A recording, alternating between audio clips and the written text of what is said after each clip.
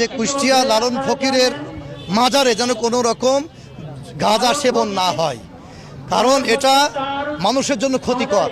যেটা মানুষের জন্য ক্ষতিকর, সমাজের জন্য ক্ষতিকর, জাতির জন্য ক্ষতিকর, সেই কাজ আমরা হতে দেব না।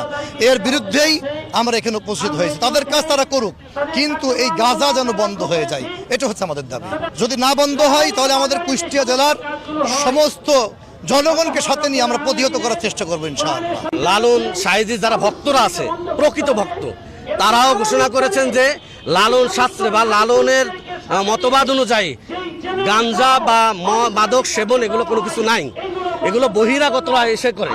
তাহলে যদি বহিরাগতরাই করে থাকে তাহলে এটা তো লালনের অনুষ্ঠানের কোনো অংশ না।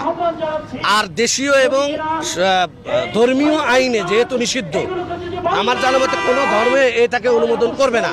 সেই হিসাবে যেহেতু 92% মুসলমান এদেশ, কাজেই ওটাকে যেভাবে আনুষ্ঠানিকভাবে উদযাপন করা হয় সেভাবে করা হোক, তবে মাদকের কোনো সিটেপুটা যেন ওখানে না থাকে।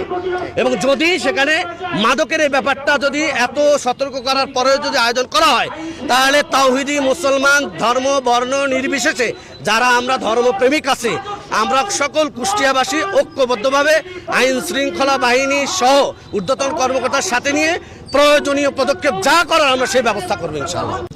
লালনের মাজারে যে আসলে সাধুর নামে যে অসাধু যে কাজগুলো চলতেছে, যেটাকে আসলে কোরআনে শয়তানের কাজ বলা হয়েছে, ইন্নামাল খামরু ওয়াল মাইসিরু মিন আমালিশ শয়তান, শয়তানের কাজ বলা হয়েছে। সুতরাং সেই শয়তানের কাজ ওখানে আমরা এই মুসলমানের দেশে বিপ্লবী সরকারের অধীনে আমরা কোনোভাবেই হতে দেব না এটাকে। এই জন্য আমরা জেলা প্রশাসকের মাধ্যমে আইন শৃঙ্খলা বাহিনীদের মাধ্যমে আমরা বলতে চাচ্ছি, একটা টিম গঠন করে যেই মাদকাসক্তির ব্যাপারে সরকার কোটি কোটি টাকা খরচ করছে বন্ধ করার জন্য, অথচ প্রশাসনের ছত্রছায়ায় সেখানে সেই মাদকের সেই কাজগুলো চলবে, এইটা তাওহীদি জনতা কোনোভাবে মেনে নেবে না। আমাদের দাবি হচ্ছে জেলা প্রশাসক এবং আইন শৃঙ্খলা বাহিনী সহ একটি টিম গঠন করে যে কোনোভাবেই কোনো গাঞ্জা মদ এগুলো যেন কোনোভাবেই কি হতে পারবে না, তারা সেবন করতে পারবে না।